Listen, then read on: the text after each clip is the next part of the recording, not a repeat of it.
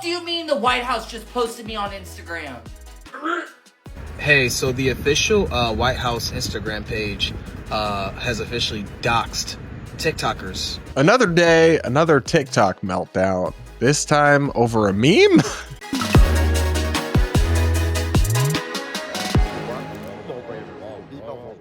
We're going to break this down, plus so much more, in today's episode of the Brad vs. Everyone podcast, my daily show where we take on the craziest ideas from across the internet, our media, and our politics, all from an independent perspective.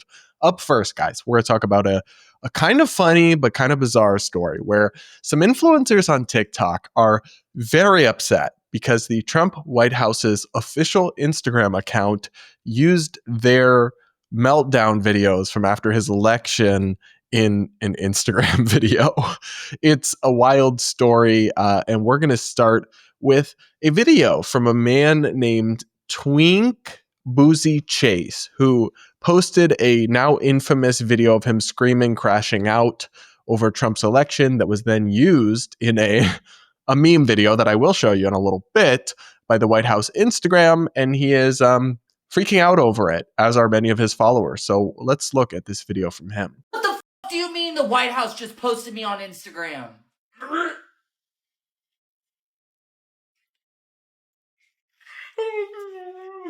He seems stable.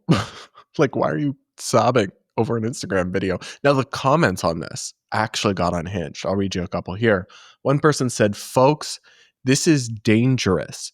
They are exposing critics of the government, making them fair game for doxing, threats, etc. This is a very modern day dictator way of handling their critics." What? You posted a public video seeking to get as many people to view it as possible, and then they included it in a compilation without any identifiers that they use. Wow. He wrote, the actual creator, "The fact that they are using my content, that should scare the F out of y'all, regardless if you like me or not." Why? Why should that scare us? That they used your content? I'm not feeling scared. Are you guys scared by that? I'm not. Another person said, "Can't you sue them for using your video without your consent?" Which the creator liked that comment. Spoiler alert, you cannot, in fact, sue them. When you post content on the internet, people are allowed, under fair use, to include it, especially short snippets of it, in transformative works with commentary or criticism or mockery or parody. And so the White House's use here is entirely legal. You would have no recourse whatsoever to sue them over this. But I shouldn't be expecting TikTokers to know things. Now, I'm going to show you guys this actual Instagram video that has these people so concerned about like sliding into dictatorship because they used you in a meme. Prepare to be underwhelmed. Take a look at this. What you're about to see is the screen recording that I took myself of the White House page on Instagram, doxing its own citizens for speaking against its own government.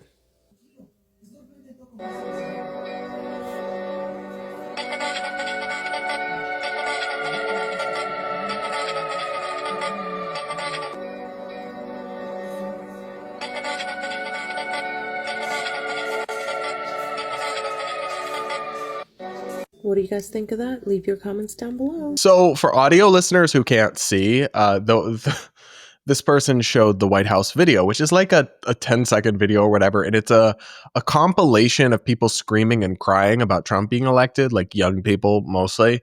And then the text on screen says, "They don't know it yet, but Trump is making America better for them, their kids, and their grandkids." That's it. Did I miss the part where people got doxed? Like words used to have meanings. Guys, they used to mean something. The dictionary used to exist as a concept, but it is increasingly just being nuked and violated every day. Doxing refers to the leaking of private information online. So if somebody takes a public figure and posts their phone number and their home address on the internet, that would be considered doxing. You're telling me circulating videos people published of themselves that went viral in a meme is dox. No, it is not. You are not doxing critics. They are the same way that if I go on television and I say something critical of Trump, which I've done, and he splices me up into one of his commercials, which he hasn't done, but he could and has done for many other people, that wouldn't be doxing. That's just them using footage that I chose to make public. Same time, every time you hit post on TikTok, you're acting like they sent in drones to record you in your home. What?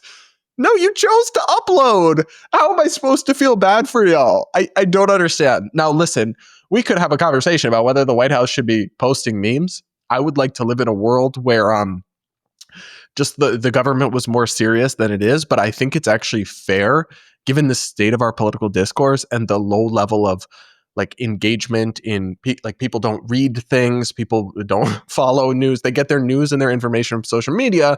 I do think it is fair that an administration would engage in the memes and the kind of this low level of engagement in political discourse. I don't love it. It's not my ideal world, but I totally get why they do it. I would probably advise the same thing if I was working in communications for a politician or an elected official. Now, this overreaction though is kind of wild. Now let's go back to the original guy, this Chase guy who crashed out. He posted a longer video talking about how mortified he is by this apparently traumatic experience of being put in a meme. Let's take a look. Ladies and gentlemen, in a shocking turn of events today, Chase has now ratioed the White House. Well, yes, folks, you heard that right. Chase has officially ratioed the White House. This comes directly after they have stolen his content from TikTok and posted it with a politically charged caption onto it. Wow, oh, this just in.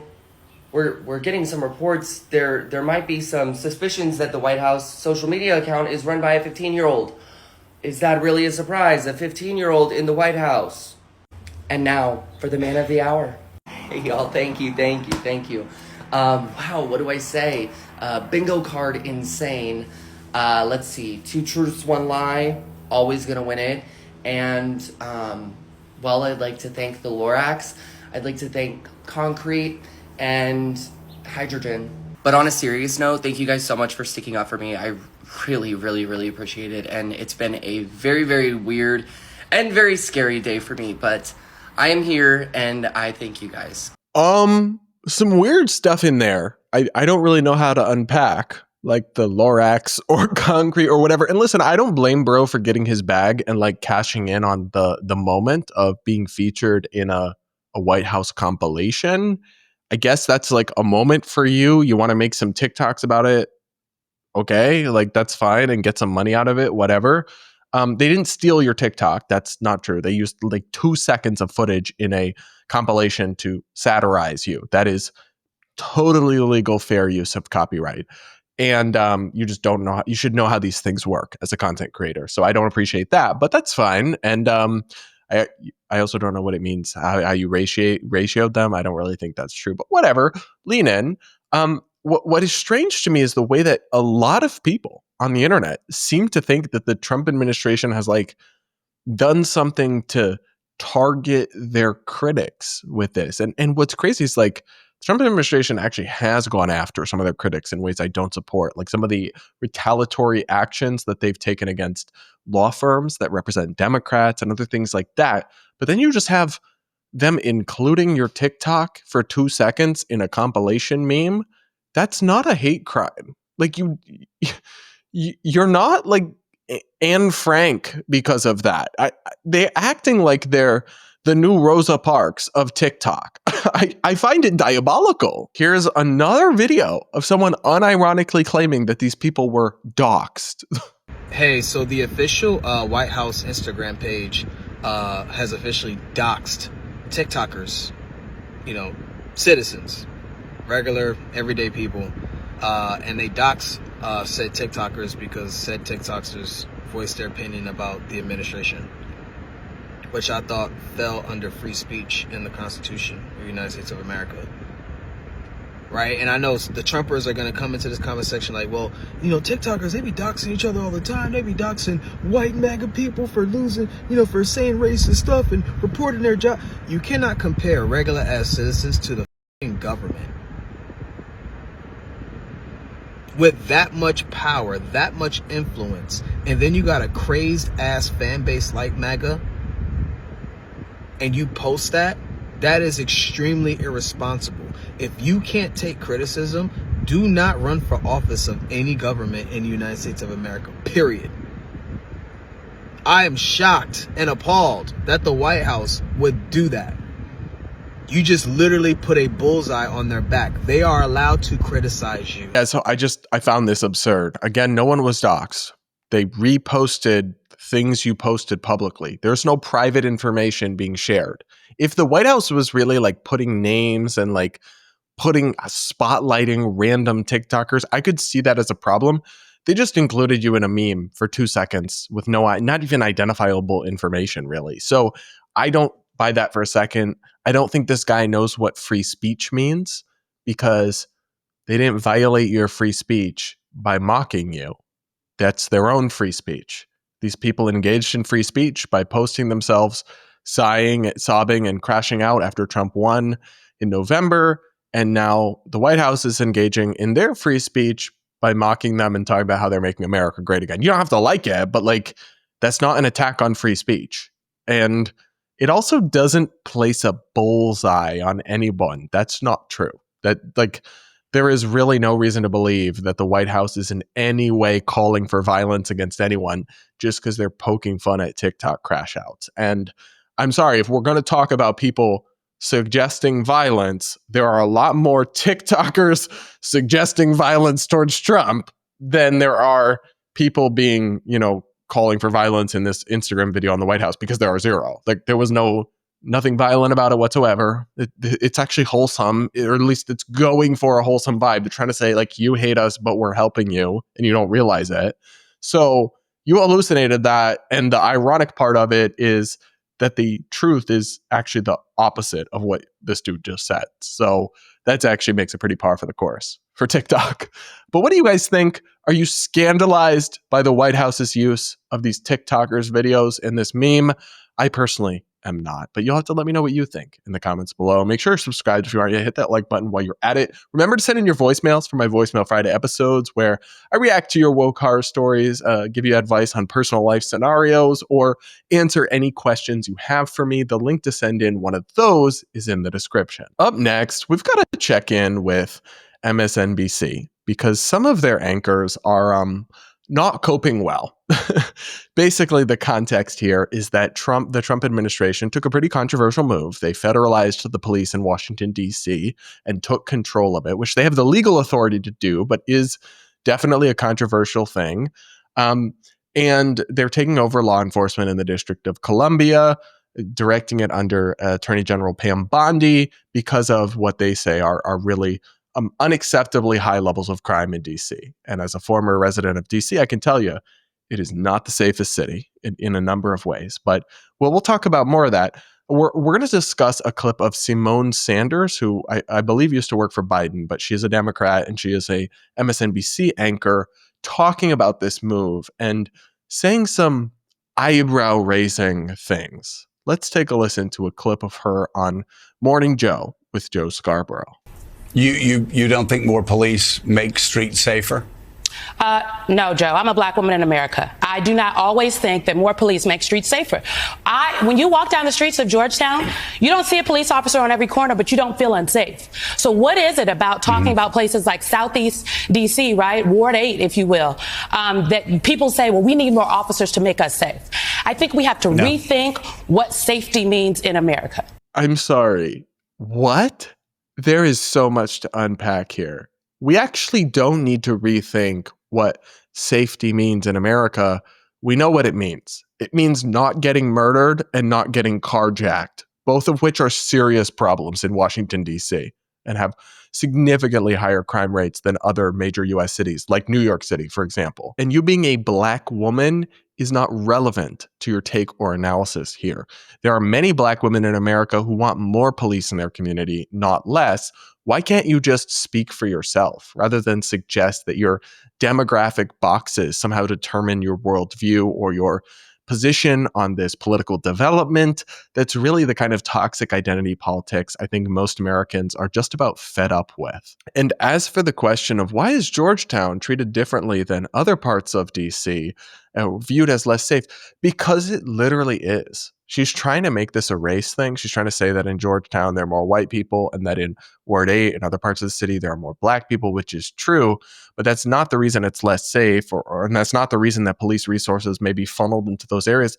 It's because there's literally more crime there. I don't know what to tell you. These are just the facts. The conservative scholar Delano Squires pointed out USA Today reporting and said, the reason, at Simone Sanders, the reason there are far more police in Ward 8 than Georgetown is because 60% of the city's homicides occur east of Anacostia. The USA Today reporting linked here says specifically that violent crime in Washington is highest in Ward 8, the southeastern corner of the city. So the reason they might send more police there is not because they're racist and because there's black people there. It's because there's more violent crime there. Like, I don't know how to tell you this. And in fact, there's an argument that you will better help the minority residents of those areas by cracking down on that crime and sending more police there. Even though I would acknowledge that like more police presence does mean maybe there's a higher chance of police brutality or other violations. We could talk about that. But at the end of the day, this is not some racist crackdown. In fact, it is people of color who are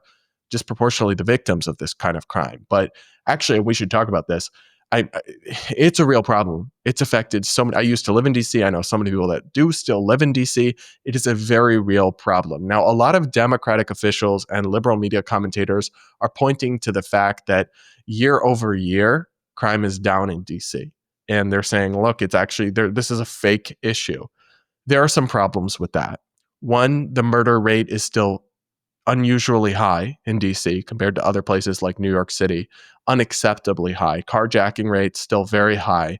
And those numbers that show it coming down are relative, and they're relative to a baseline that I think is unacceptably high for most people. Also, we have to talk about the fact that a lot of the crime goes unreported, so it's not captured in these statistics.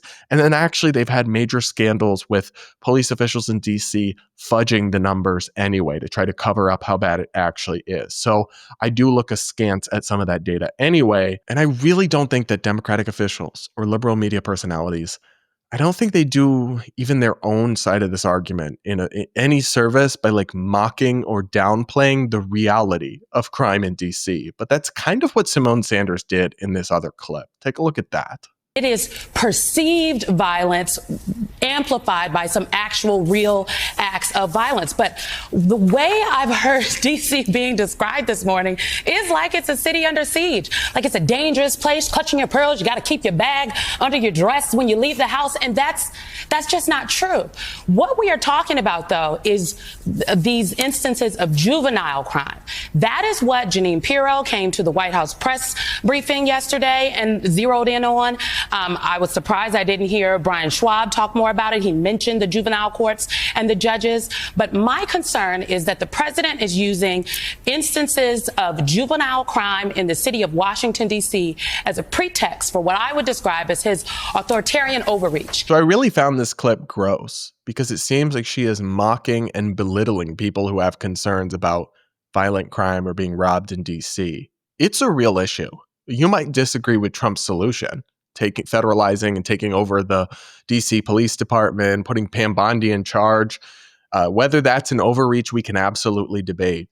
But mocking people who are concerned about this is despicable to me, honestly, because I know many, many people who have personally been victimized. I knew acquaintances and staffers who were brutally, randomly attacked in DC. Like, this is a real problem. People do not feel safe there in comparison to 5 or 10 years ago, prior to the pandemic especially. And we should acknowledge that and then have a productive conversation about whether what Trump is doing is okay or not. But like, you don't have to actually do this. You don't have to belittle people's concerns like this or mock them. Oh, clutching my pearls. In fact, it discredits you. And I thought that was a really, really gross clip and shows you how out of touch liberal elites can be on these kinds of issues. Because I'm sure that Simone Sanders, when, MSNBC sends a car to take her to the airport and drives her through the city, I'm sure she feels very comfortable. My friends who take the subway, my young female friends in and out of Capitol Hill, they don't feel so safe, actually, and have had many horrible experiences. So I really don't like that. I do want to play another clip. This is from another MSNBC analyst, Anthony Coley, who actually did make some sense. And I live in Washington. This is personal for me. Many people are frustrated with crime that we see, particularly committed by juveniles in the city of Washington. People are frustrated, Willie, that when they go to CVS to buy deodorant, that they have to get it from behind locked plexiglass, right? But the response here, and let me say this, right? These are not just random anecdotes. What we see in Washington Post polling, among others, is that roughly half of DC residents, mostly half of DC view this as a serious problem or an extremely serious problem. Notice how he didn't start his commentary with, well, as a black man, because when you actually have facts or data on your side, you don't need to do that, Simone. I'm still not over that. I thought he made sense here. I think it's true. People really do bristle at this idea that shoplifting is so common and so tolerated in some of these cities that you need to get a clerk to unlock a toothbrush. And then they'll tell you, oh, the stats are down. Shoplifting isn't a big issue. A lot of it goes unreported. It does. I'm sorry. It's simply the truth. And people can see it and feel it all around them. Again, I am entirely open to the idea that what Trump is doing is not justified, but do not downplay the fact that DC has a crime problem. You just sound out of touch and ridiculous. Now, that said, I think the argument is more so that what Trump is doing, it may honestly crack down on crime. You just have all these federal law enforcement and actually the National Guard just standing around. That may have an effect on reducing crime. I'm not sure it's the greatest look for our capital, but okay. But the real underlying cause of DC's crime problem, from what I have seen, is actually a lack of prosecuting criminals. Shocker that when you don't prosecute criminals, that they continue to offend, and that creates a culture of lawlessness where then people continue to commit crimes. I don't know who could have possibly predicted that, but I want to read from this interesting article on reason.com. What caused the DC crime wave? Don't blame criminal justice reform or a lack of social spending for DC's crime spike. Blame government mismanagement. And this is by Joe Bishop Henchman and is from the July 2024 issue of Reason magazine. So they were talking about this before all this controversy went down.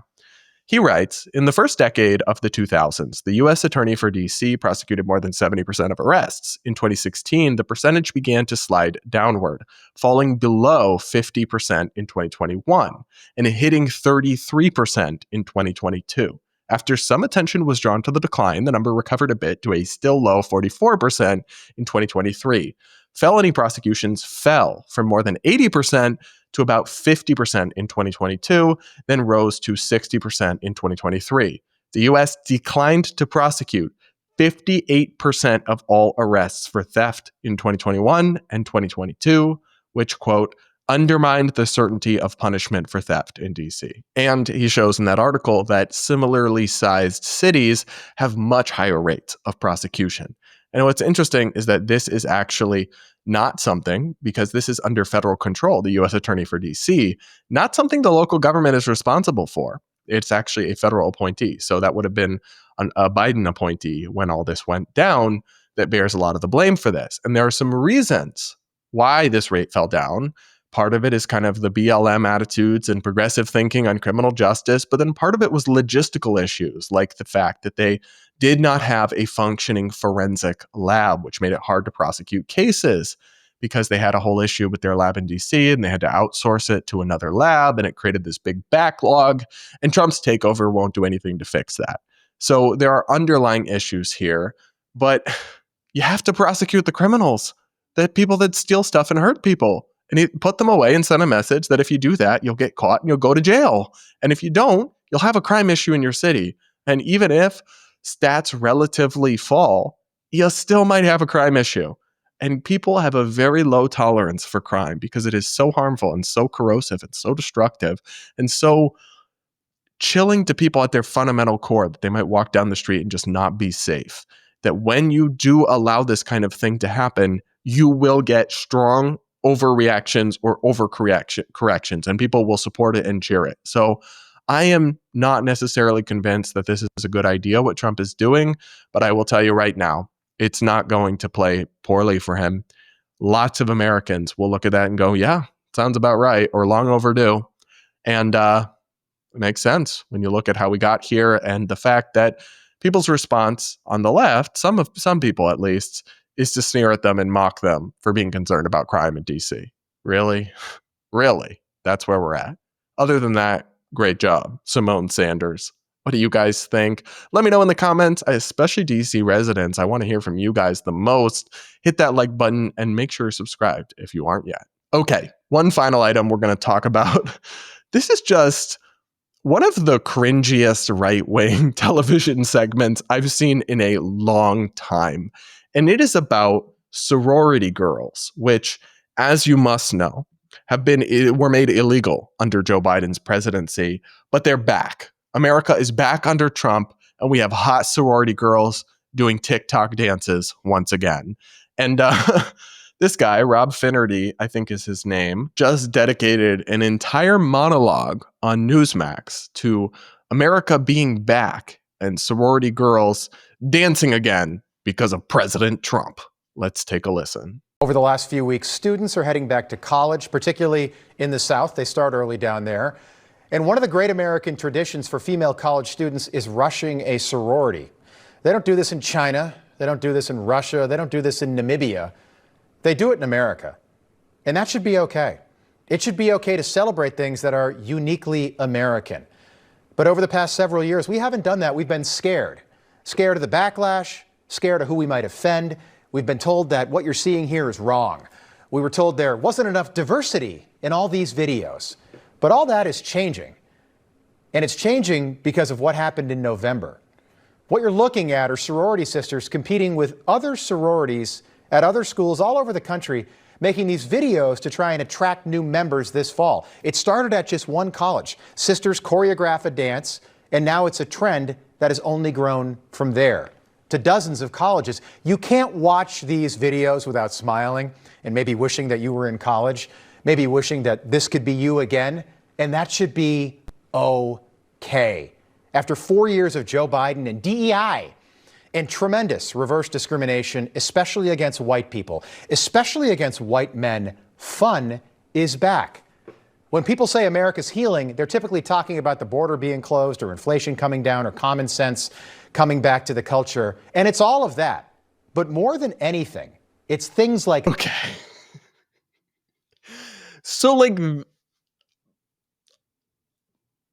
Rob seems a little too excited. He seems to really be enjoying these videos of sorority girls.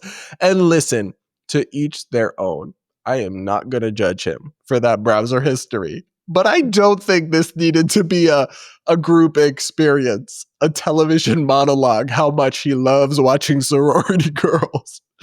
And I am very sympathetic to a lot of the right-wing criticisms of DEI, of Joe Biden, of all of this. But can we not, like, hallucinate? Can we not pretend that this was illegal? Sorority girls have been doing TikTok dances throughout the last 5 years. They did it in 2023, and they did it in 2024, and they have done it again in 2025.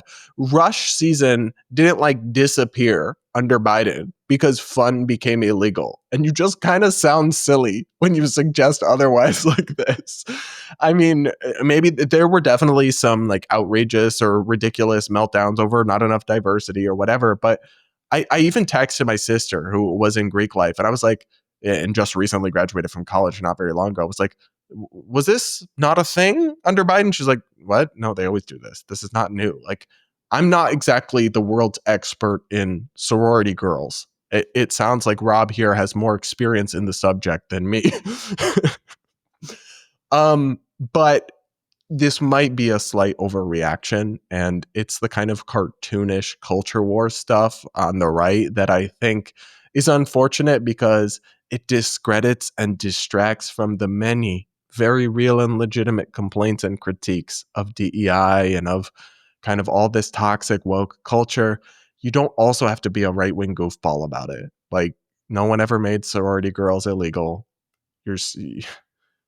And maybe next time, write in your diary about this rather than sharing it with the world. Rob, what do you guys think? Do you agree? Do you share Rob's affinity for sorority girls? Let me know in the comments. Hit that like button and make sure you're subscribed if you aren't yet. All right, guys, that'll be it for today's episode of the Brad vs. Everyone podcast. Thank you so much for tuning in.